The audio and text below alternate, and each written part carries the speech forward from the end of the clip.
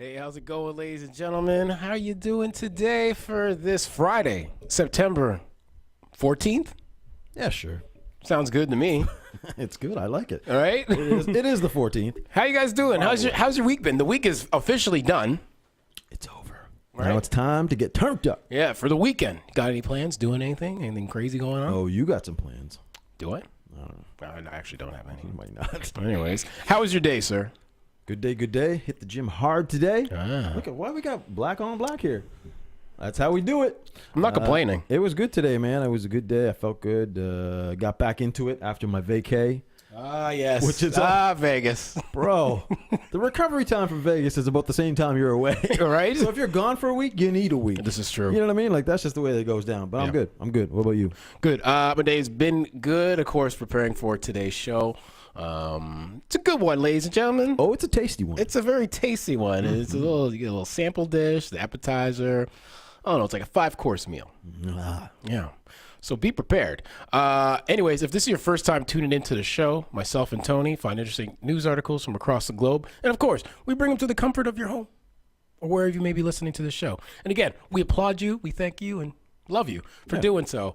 Unlike a lot of podcasts, this is also done live. So anything can happen. There'll be a lot of problems today. Yeah. We apologize well ahead of time. Yes. Yeah. Tony could have a heart attack. Yes. It's been known to happen. Happened last week in Vegas. Oh, yes. We're right on the strip, buddy. And for those tuning in, again, we're speaking to you guys right now in the chat. We want to hear your opinions, your comments, and every kind of thought you have on the stories that we're going to be covering. Mm-hmm. And you may be wondering what those stories are. What are they?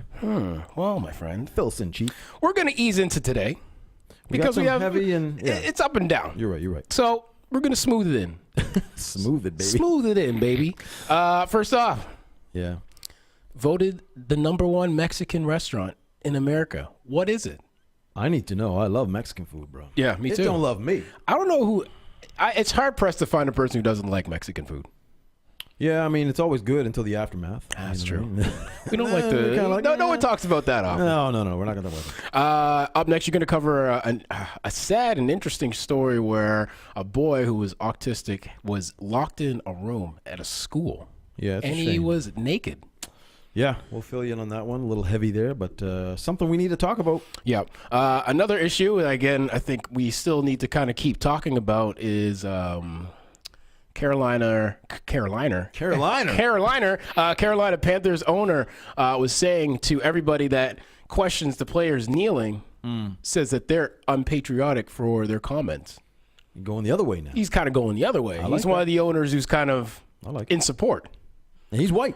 Yeah. There you go. He's pictured right there. Yeah, It's a white guy. I like him. Me too. Don't hurt me. And finally, I like dogs. Love dog. You have a dog. I have a little Chihuahua. Right, here you go. Yeah. Don't know if he'll ever run for office. You ever thought about it? I am now. Well, listen, it's a good move. There's a dog recently elected mayor. We never cease to amaze ourselves. Shall we find the internet? Right? And, of course, ladies and gentlemen. Ooh. Just going to slowly ease into this. We have a special guest today. We're going to put his picture up before I actually show the live feed of this gentleman sitting in the hot seat today. Yeah. First guest in the new hot seat, by the way. First guest in the new hot seat. First guest in the new hot seat. Our man. I'm going to make this really warm. We got Councilman of District 8, Ooh. Mr. Lindell Smith. Welcome. How you doing, sir? Pleasure to be here. Welcome to be here. The studio audience goes crazy. Man, Yeah, you do. Yeah. thank you for coming through. No problem. It was kind of short notice, I feel. Hey, it's all good. When I hear from you, I got to do it. Hey, man. There you go. Much respect. Thank you very much. Nice. But I got a 5 o'clock with Justin Trudeau. We got it. Okay, fair enough. We'll move it along. Well, tell him you're like 8 minutes late, yeah. so it's He'll be fine. yeah, you got more important things to do. Let's relax. Okay, before we start today's show off, we of course like to wish more life to those who are tuning in, and by more life, I say happy birthday to those celebrating birthdays. Oh, yeah. And on the birthday tip, our celebrity friends, Your boy.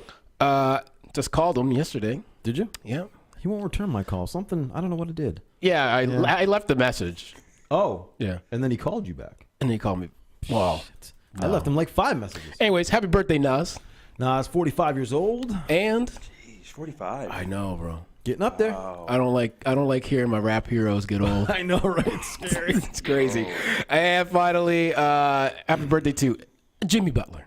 Basketball player, 29 years old. That's a bit better. 29. Yes. There you go. So how today's show works, ladies and gentlemen, we're going to talk about the article like we usually do. Yep. And then our esteemed guest will weigh his thoughts in, and we would love to hear your thoughts on the topic at hand. And on top of that, we'll be asking him questions on what goes on through the daily motions of his life, what his legacy will want to be when everything's said and done. Yep. And all that fun nature. All the goodness. All the goodness. Yeah, all the questions that you want to hear. And if you want to ask something, chuck it up. it's in the chat. Ask in the chat because Tony's going to be paying attention to that. And I got to be doing all this. I see it. I got to say, this bobblehead is staring at me. Oh, TK's one? Yeah. I'm off to the side. I swear it has. Did you put lip chap on it? No. I might have asked. I was like, make the lips extra juicy. Yeah. Jesus. Unbelievable. You know? Specific instructions. Make those lips juicy, baby. First off, ladies and gentlemen, the best Mexican restaurant. It's come in. I feel like Mexican right now. Let's do it. Oh, man. Tonight maybe I'll... Can we go to this place or is it a little far? I think we can go to this place. Ooh, daddy. Every year, the stats or analytics firm Harris and Insights and Analytics releases its Equitrend study identifying the best brands out there. After surveying more than 77,000 people covering over 3,000 brands, Harris this year determined that, drum roll, I can't even believe this, Taco Bell is America's best Mexican restaurant. You're messing. You're lying. no fake way. news. I call fake news. Yeah, that's fake news. I was thinking maybe Chipotle. Dude, there's no way. Yo. Are you serious? This is from voters, like American voters? So Moe's, never heard of this place, took the title in 2017, and Chipotle took the title in 2016. So Taco Bell, the fourth largest fast food chain in the United States, has been labeled one of their healthier fast food options, cutting the sodium across its menu by 15% since 2008. Wow. So though even the chain readily admits they should not be considered the top tier of health foods, it is this year's best Mexican restaurant. I'm flabbergasted in the state. Moment. That's what do you think about that? When's the last time you had some Taco Bell? oh my goodness. When did they have the commercial with the little dog? Oh wow, that's over like a decade, I'd say. Hero Taco Bell, yeah. That was a long time ago, man. Man, I might have had Taco Bell on a road trip when get $1 burrito or something. If you're hungry and you're just trying to go, but no, I don't eat Taco Bell. Yeah, I don't. I'm trying to think the last time I had Taco Bell as well. It's got to be 10 years that I've had it. I used to have a Fries Supreme, actually. You seem like a Fries Supreme guy. Dude, Fries Supreme, all right. Yeah. But to be number one, nah. I don't know about that. But then it depends on who's voting. That's what I mean. It's the majority, right? Yeah, And if the majority of people are going constantly to the Taco Bell, I mean, they're probably going to vote Taco Bell. Well, Chuck Berry says the voters are probably all middle-aged white people. Ah, yes. So, Middle-aged white people love their Taco Bell. Yeah. I guess 77,000 of them. I'll agree. Taco Bell more like taco butt, Kerry says. Fair enough. That's a pretty good one. I like that. That's what. Oh, boy.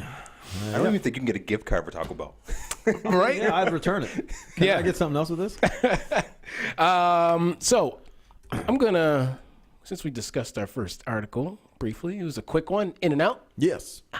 Don't do that. No, you don't like that noise? Well, sometimes I do. Sometimes I do. Hit you with the buy me a drink first, will you? Okay, sorry. Or you can just watch his yoga Instagram story. Listen, we'll talk about that later. But listen, just control yourself. So I propose the first question to you, sir. Yeah. When did you know that you wanted to get involved in the line of work that you're doing, such as now? And can you explain to the people what you may do? Yeah. Do that. So I was elected 2016, November. So maybe February 2016, I decided. Okay. I had no interest of being in politics because we can go down the line of all the reasons why you wouldn't want to be involved. Yep. But long story short, the lady who was the counselor before, shout out to Jennifer Watts, she approached me and said, "Hey, you should think about this." I'm like, "Nah, She said, okay, well, you wouldn't do this anyway. You wouldn't be. And she was using mind tricks with me. So shout out to her. Okay. Like, you might not be able to do this. So can you find people? All right. So long story short, I was trying to find people, but in the back of my mind, I was like, that woman told me I can't do this. Yeah. She didn't say it like that, but pretty much said, not sure if I could handle the workload. Anyway, it was mind tricks. Jedi mind tricks. So I decided to actually do it. Run for election and got elected in 2016 with half the vote, which is kind of cool. Nice. I remember that, and I remember I was with one of my friends. Shouts out to Jimmy. We were just like, because I remember you were walking around the neighborhood. Yeah, I knocked on your door. And I remember, and I was just like, yeah, cool. And it was like, you got my vote, in which you got my vote. And I just remember when it was happening, I was just like, I think he's going to do it. This is crazy. It was, leading up, I don't take anything for granted. Yeah. But the last couple of days, just seeing what was happening, was holy shoot, I think we're going to do this, guys. That's what I'm saying. Yeah. How many, that kind of leads me to my next question. How big was the team of people kind of like that you need to run a campaign? Because, I mean, in the States, it's huge. It seems like it's a massive thing and requires a lot of money. Totally. I mean, we won't get into all that, but I mean, generally, how big was your campaign squad team? Yeah, there were a core dozen folks that were like core on the ground doing the work, but we had probably maybe up to 40 people throughout the whole campaign who might have helped once door knock or twice or fold papers. But we had a core like dozen people, and for us, we're a smaller population, Nova Scotia, Halifax. My district is about 23,000 people. Okay. So most of the people that were involved were new to elections. Awesome. So it's kind of like you were all kind of going in together. Yeah, going with the flow. We had some folks who were kind of helping us who were well versed in other politics, but really it was just a bunch of mostly young people who were saying, nice. Let's see it's what good. we can do here. See? That's awesome. Man. And again, it was just another thing because there's plenty of times where I've just said to my friends, it's like, man, I'm just kind of tired of seeing, like, you're kind of tired of seeing the same faces. The age of a lot of people who may not be in touch with communities and such. I dropped the age down by at least 30 years. Yeah, that's what I'm saying. You dropped the average down, right? Yeah. So, and again, it's just an awesome test to you and again your team.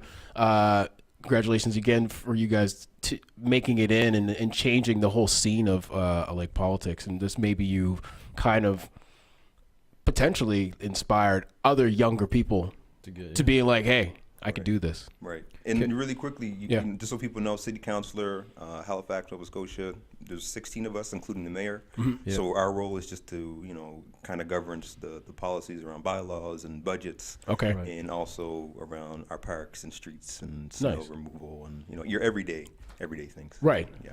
Dope. Curious, a quick question. What was your biggest struggle while campaigning? Biggest struggle was, that's a good one. Yeah. What was a little road bump? You're like, oh, God. My biggest struggle was knocking on doors. Yeah. That's what I thought. I was like, if I were to run someday, that's my biggest thing is just knocking on the doors and just interrupting people. Because me personally, I don't like it. I wish I would have, and I still have my notebook of all the days, and maybe I'll make it to a book one day. But the stories from knocking on doors, people slamming the door in your face. Yeah, totally, man. Dogs kind of attacking you. Right. People trying to invite you in. You're just like, oh, I'm not trying to. I'm good, yeah. It's just not that kind of party. Yeah. So it'd be interesting. Yeah. Come on in. Yeah. I remember there was one door, I'll just see because it was funny. One door, knocked on it. It was some young ladies. Oh, did my okay, I little Freaky Friday. Okay, okay. No, just kidding. You guys are funny. Yeah, no, did my campaign or my spiel, and then just walked off like it was nothing. And then I heard one of them had their bedroom window open. Like, oh, that guy was cute. Oh, we should email him. There you go. Email him. The braids was tight that day. But it's funny. They said email with all things. They said we should email him. What? Right? How old were these ladies, man? Awesome. Up next for our second story, Tony, of course, taking it to a low level. Well, I got to bring you down. Yeah. As we were flying there a little bit high, but we got to talk about some serious things as well. Yes. So I guess there was a situation where an autistic boy was locked in a school. Yeah, it's unfortunate. This happened at Sherwood Park. A couple claimed that their 12-year-old autistic son was stripped naked and locked in a school isolation room. What is an isolation room anyway? Number Why one in a school. Yeah, why is that even in a That school? gets you right out the gate, where he was found covered in his own feces. They're suing the province, of course, and other defendants, they say, violated the boy's Charter of Rights. The parents' allegations are disputed in a statement of defense. The case is being highlighted by Inclusion Alberta, so it's in Alberta, a nonprofit group that advocates on behalf of children and adults with development disabilities and their families. The group plans to launch an online survey Friday to learn more about the use of seclusion and physical restraints of students with disabilities in Alberta schools. So it's not an uncommon practice, apparently, in Alberta. This is a thing.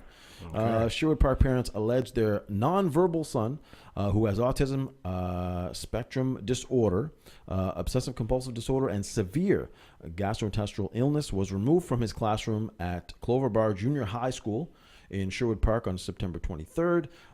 This was last year. The boy was forced to strip off all of his clothes, the parents say in their lawsuit, then was locked in an isolation room at the back of an adjacent empty classroom. The room had paper tape over the windows and was locked from the outside. The boy's teacher, who was also named in the lawsuit, later emailed the parents a photograph of the 12-year-old boy that showed him naked and covered in feces.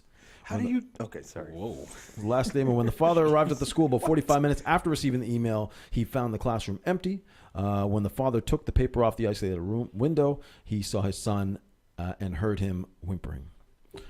So, Jesus. I mean, There's a lot to yeah. unbox in that story. Well, it's I don't understand why that's even like the isolation room. Yeah. They actually have a room designated and restraints designated for these situations.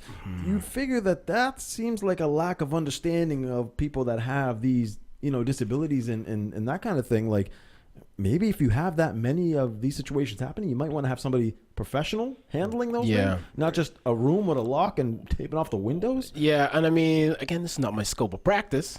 No. But I think there's a lot of, when dealing with the education system, you're dealing with a lot of different individuals, dealing with a lot of different problems. And I find, from what I gather, a lot of schools aren't equipped with the proper personnel to take care of students in need. No, you're right. And again, it's a budget thing, and I mean, this is a shitty thing to do. Yeah. To a kid, or anybody for that matter, but especially to a kid who's autistic and suffering from the problems listed, as you said. But again, it goes to show, like, these budgets got to start being reallocated to, like, I don't know, education is somewhat important, I think. Well, yeah, of course. And again, you want your child to go to school to have a decent education and a good experience. So I think that those budgets, again, like, should go to professional individuals who can deal with those situations, so we don't have things like this happening. And then ultimately, this is going to lead to probably hundreds of thousands of dollars, which could have been avoided if you just had the right personnel to deal with it in the first place. Right? Yeah. I think we face the same problem anywhere, really, but here we hear about it a lot, mental health. Yeah. Where people can't properly diagnose someone has a mental health problem or not. Arrests happen when maybe they shouldn't. Police aren't trained maybe in some situations as proper as other. You know what I mean? To diagnose what they're dealing with as opposed to just, you know what I mean? Well, again, it was in the car today, and I quickly overheard a story where there was a person who committed suicide, I believe, in jail. I'm not sure which one. Yeah, I saw that. Yeah. And again, he was diagnosed with a array of problems, and he was essentially a young boy living in an old body. Yeah. Like the mind state of a 7-year-old living in I can't remember how old he was, like early 20s. Yeah. And again, it's just, the precautions kind of went out the window, and again, not the right personnel are around to help that person out. Yeah. So I don't know. It's unfortunate. Yeah.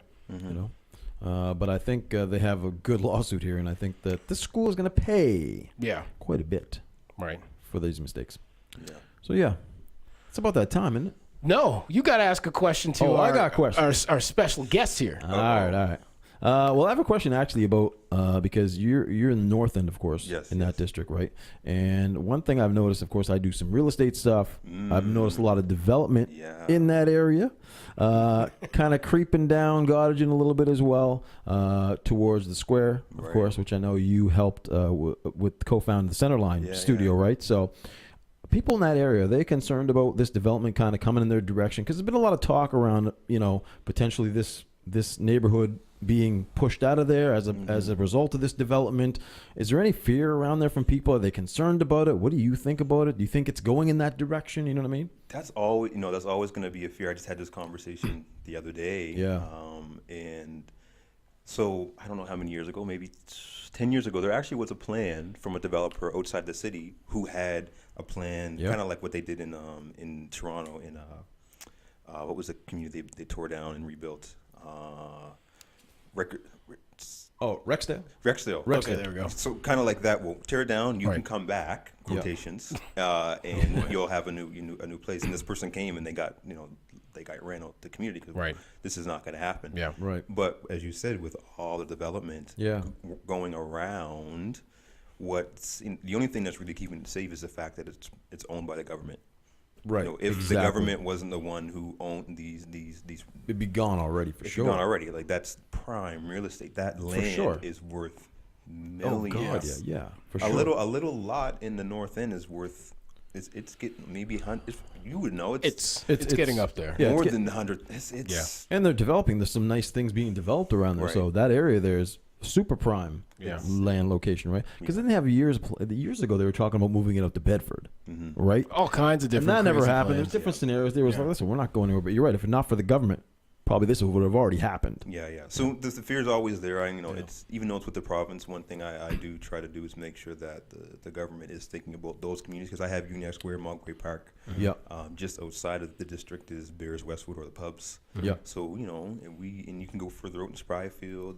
There's Rockingham and all these. We have so Tons many of different places. Yeah. So many places that are all owned by the government, and it only would take them saying we don't want this no more for it to be sold, and those folks being displaced. So, I keep it on my radar for sure. Yeah, nice. Totally. Who else is on our radar? It's that time, brother. People that joined us today. Who do we have? We have Jonathan Cromwell, always in the house.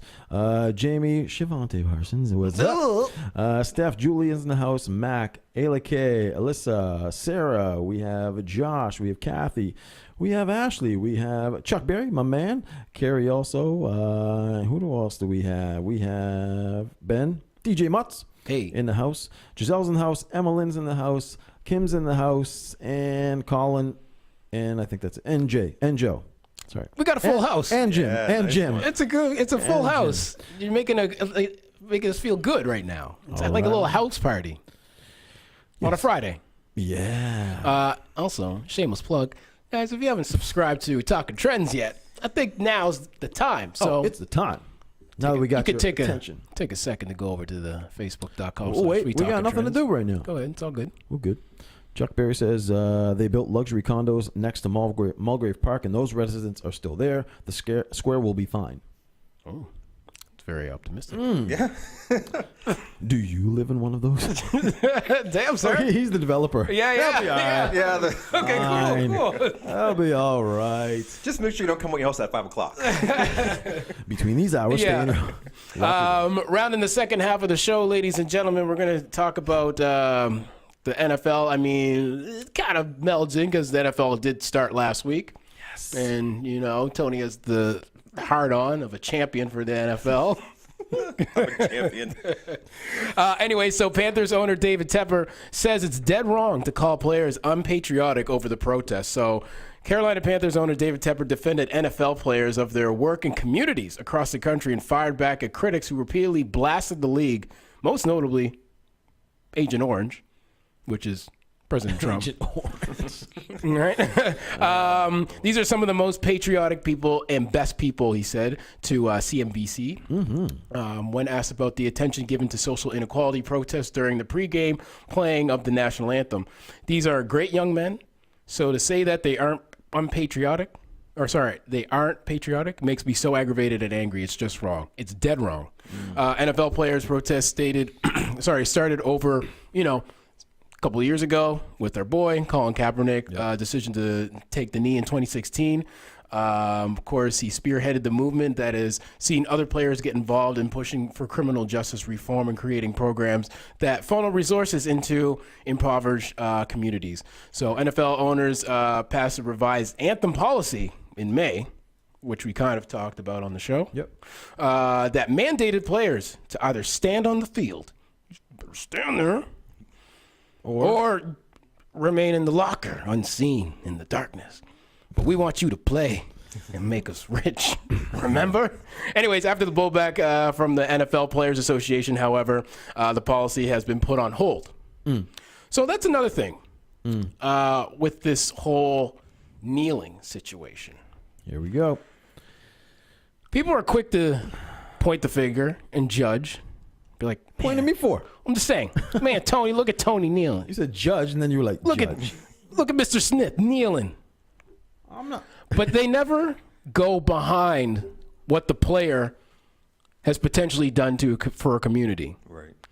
Okay. They potentially have spent thousands, millions of dollars building houses, hurricane relief, helping food banks. Yep. But they just see that image of them kneeling and think, man, screw that player, unpatriotic, piece of shit.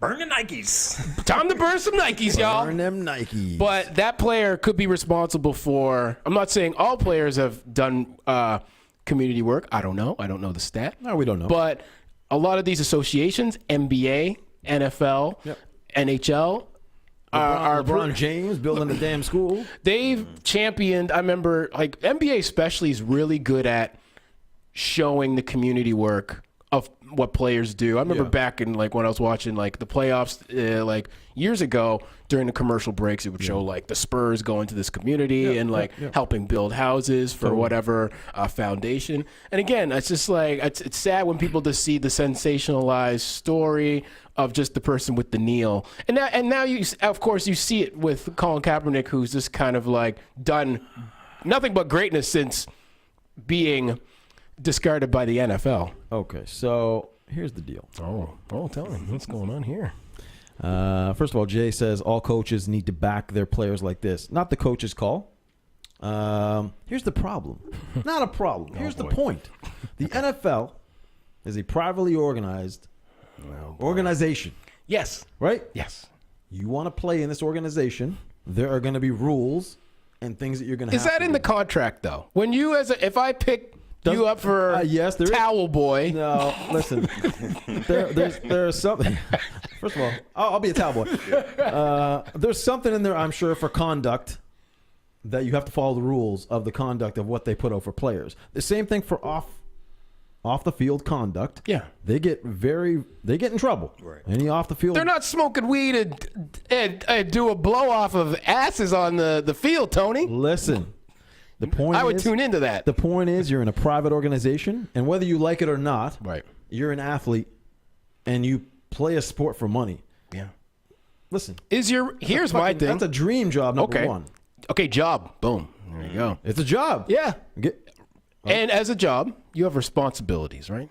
Who does? The employee. If you're an employee. If I hire you, you're an employee. Yeah, I'm hiring you. You're my employee. All right. Okay. I'm the dude. I'm the boss. You're the employee. No. I'm the boss, Tony. This is my show. I'll be the boss. Yeah. Lindell's the boss. I'll be the boss. Anyways, so under responsibilities, as a player, remember, Yeah. just play your best, or else you're getting cut. I doubt under responsibilities it says kneel. You don't know. For the anthem. Maybe in the contract says you have to stand up for the anthem. I think this season, and that's what there's probably going to be a revision. Somewhere's in that there's going to be, during the national anthem, you must. Yeah, of course. We don't know whether that's in the contract or not. We don't know. Yeah, maybe part of the conduct during the game is the anthem, and you have to be there for the anthem, and you have to stand for the anthem. I don't know. And also, again, what I was to my point earlier. Listen, I'm going to take a damn knee if they look behind my track of community work. It has nothing to do with it. Yes, it does. It has nothing to do with it. Yeah, it does. Dude, if you have a job at McDonald's and you show up at McDonald's protesting McDonald's that they don't have 100% beef. Now we're comparing apples and oranges. No, because your owner will. Your that's nothing to do with your responsibility. So then you can fire an NFL player for this conduct. He's not. I don't think that's misconduct. If it's within their rules, they can fire him. Yes. Someone send over a contract. I know there Yeah, must we be- need to look at this. There must be someone listening. to I'm that. just saying. I just think, I'm just again, we saying. were discussing before, I think the whole message has got construed Yeah. over the years now, because that happened in 2016, Wow. which is crazy, Yeah. right? It's just like, man, I felt like it's like last year or something, but that was 2 years ago. I just think everybody should have the right. I mean, these guys, it's for. I took some notes, okay? Don't take notes. I got to. Because Listen, Colin Kaepernick, before he took a knee, was he doing anything to help bring awareness to police brutality against African American men? Was he doing anything before he took a knee? no, because Probably not. No, because I think at that point it was.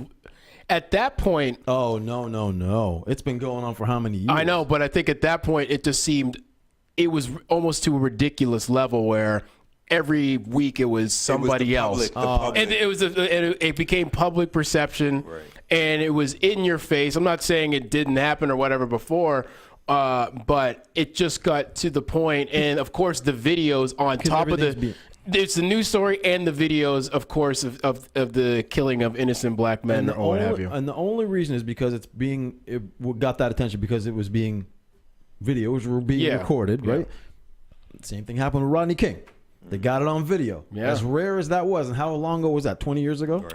Man, yeah. It's been going on forever. It's Oh, I always know. been going. The riots I know. back in Chicago. I mean, Yeah. it's all Yeah. been going on forever, right? Yeah. But listen, you're at a job. You want to protest outside the job? Go protest outside But what's the job. hurting that? What's hurting the job if you do a knee? If you decide to Because take the a knee. NFL is an organization that has an image. And it's not a platform. It's not a platform for you to go protest your personal beliefs. If your personal beliefs is that, all cats should wear diapers, then you don't have a right to go on the field and go, all cats should wear diapers and protest. You don't have that right. It's you can do it on your own time. You have millions of followers that follow your celebrity, your football player. Yeah. Cool. Go to your Twitter, go to your Instagram, go to your Facebook, put whatever you want out there, man. Make a commercial that's paid to go to millions of people. Right. Do that. But I don't know about you guys, but Tony sounds like an NFL owner to me. I just bought some shares. By the way.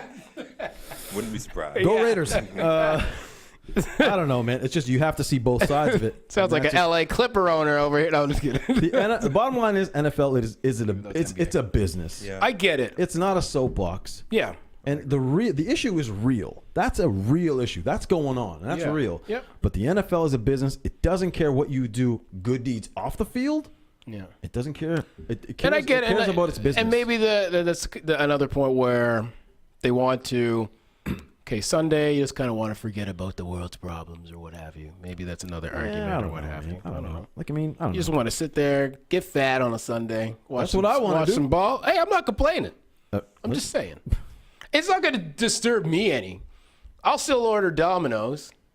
Are you coming over Sunday? Yeah, I mean, if I'm invited. Oh, yeah, you got the 5 o'clock. Domino's? I'm just saying. I'm just Exactly. yeah. Don't judge me, sir. You know how they treat their employees? Yeah. Can't take a knee at Domino's. You know what I mean? Get up, make the pizza. Come on, let's go. I don't know. It's a tricky subject. It is, of course. Like it's a fine line because there's arguments as you can see on both sides, right? 100%. Yeah. Yeah, sir. When what do you want from your job? What do you want to give the community out there? Ooh, jeez. Sorry, I should have gave you that question before the show started. No, that's fine. No, yeah. Careful, Or they're like, watching. yeah, what do you like? What's your mandate? Long story short, Yeah. it's really that to encourage people, mostly from marginalized communities who usually don't get a voice, to just be present. Right. I've said that I don't want to be a career politician. I'm going to do 2 terms, which is 8 years, so 4 terms each term, and then I'm done. I'm out of politics. Nice. Because I don't think one politician should stay in it for life because your city, your I agree. community changes. Now, the other argument is if you're really good and people love you and you're doing great things, maybe you should stay. For But, sure. Yeah. I see it as why not open up the door for other people to create their legacy to help the community. I agree. Good point. So Yeah. for me, it's the legacy is try to make sure that the folks who've been left behind at least have a voice and are being able to be part of decisions, but also just now the door's open. So I have young people who are now interested in want to run and want to help me with my campaign next time. And Nice. A couple of young people say, I'm going to run against you, which is great. That's good too. Yeah. I love that. Yeah. I might support you. Right? Yeah, exactly. Nice. So it's Good, man. long story short. I don't want to spiel too much. But Right. Yeah. No, fair enough, man. Yeah. Totally, man. Good. Good. Speaking of running for office, Oh, finally. Wrapping up today's show. well, listen, you thought only people with 2 legs could run for office. Apparently not. No. This week, a 7-year-old dog named Duke was elected mayor of a small town in California, Cormorant, California, a small town. Oh, sorry, Minnesota, California. The 12 residents each paid $1 to cast their vote. Yo, this 12 residents? What? Now, listen, that's not the best part. It's not the best part. It's really not the best part. Yo. Yeah, I know. Crazy. So the great. When someone could say, I'm the king of this town, you'd be like, yeah, I believe that. Apparently, this dog won by a landslide, Right. Yeah. beating out another human contender for the mayorship. Oh, no. Quote, poor Richard Sherbrooke that owns a store here, who was running against the dog. He didn't even have half as many votes as Duke did. Duke will hold the position for 1 year after he's officially sworn in on Saturday. His salary will be a year's worth of kibble donated from a local pet store. Nice. Duke, by the way, is not the first non-human to be elected to public office. Stubbs the cat, I heard about a cat. for example, Yeah. has been the honorary mayor in a town in Alaska for the past 17 years. Yo. Following a successful write-in campaign, the feline was sworn in as mayor in the small village shortly after his birth. He even survived an assassination attempt by a local dog in 2010. Oh, That's boy. messed. Anyway. Oh, I love it. Listen, you don't want to run against a dog, I'm assuming. Okay, just How would it feel to lose against a dog? that's And you got 12 people. Dog. Listen. In a 12-person town, it's just like, oh man. Yeah, that's That's where you got to really sit down Well, in a room by yourself and think about life. maybe, yeah. See, being in politics and being in the government. Yes. So if there's 12 people in the town, do they have like a city hall? That's everything that was going through my mind. I was like, what? How does that work? I don't know. Because 12 people are like how much people we have to make sure that we find where the meeting is. Right. Yeah. Yeah, I would assume the only place a dog could win an election as a mayor would be in a town that has 12 people, right?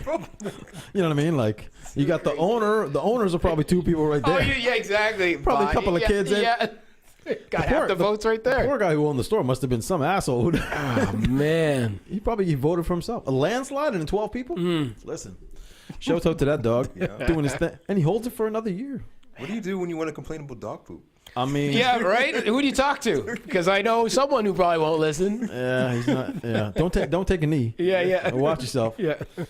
Anyway, yeah, that's good. Yeah. That's a feel good fun story. I don't know. Yeah, I figured we would end the week off with a little chuckle, as they say. Oh yeah. What are you doing this weekend? I don't know. I might go do something. Yes, Thank you very much, sir. Oh, I don't know. I might go to our boys having a little event. Yeah. Shouts out to T-Woo. He's doing his Doing Damage, I believe. Our other friend, DJ Cosmo, who he originally started the night with years ago at Tribeca, will be guest DJing as well. It happens at Gus's Pub tomorrow night at 10 o'clock. Usually a good time. Actually, always a good time. Yeah, I might dip in there. I've never been to one. Yeah. So I might go check that out. Maybe. There you go. We'll see what's up. And then football on Sunday. Yes. Ooh. You know what I'm saying? Yeah. What do you got kicking for the weekend, my man? A couple of events. I know Quinn Fest is happening this weekend up on Quinpool Road. Okay. I think 12 to 4. Yeah. Good weather for it, too, this Yeah, weekend. yeah. Oh, It's gonna yeah, be good yeah. weather. Yeah.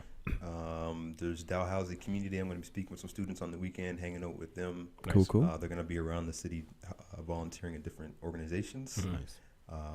And really just trying to chill out as much as I can. Nice. Enjoy the weather while it's here. All right. Exactly. Yeah. I like that. What about you there, Nealon boy? Man, here we go. You know what? I don't have much this weekend, which is good, but on the downtime, Yeah. I will be planning our little turkey drive that we're going to be doing for Thanksgiving. Shout out to you for doing that, man. Yeah, man. Thank you. We'd like you to get involved if you want for the turkey thing. I'm down. Sorry to put you on the hot spot right now. But yeah, so I'll probably be ironing out the finer details with that and hopefully get those out by Monday because Thanksgiving is literally around the corner. When is Thanksgiving? Is October 8th. Oh, geez. Canadian Thanksgiving. It's not like... no, I'm thinking November. I'm thinking American. Yeah, I know. It's like 2.5, 3 weeks away. Okay, so we'll get on that right away. Yeah, exactly. So that's what I'll be doing. I thought about going camping. I don't know. There's a boxing match. I think Triple G's fighting on Saturday. I can't remember who he's fighting, though. Where's that happening? Forum?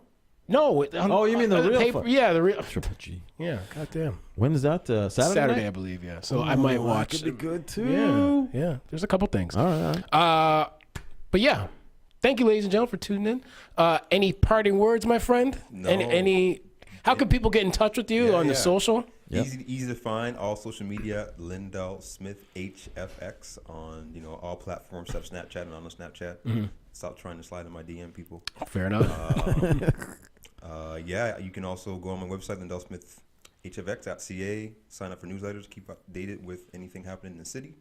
And I'm around, easy to find. I love hanging out, and thank you for inviting me. Thank you for coming, man. Thanks for coming in, brother.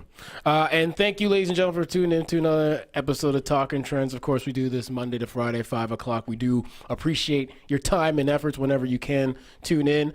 Subscribe to us on iTunes, Google Play, all the platforms. And again, shouts out to you. Whatever you do this weekend, do it safely. Be safe. We'll be back on Monday, people. We will see y'all then. All right. Take care.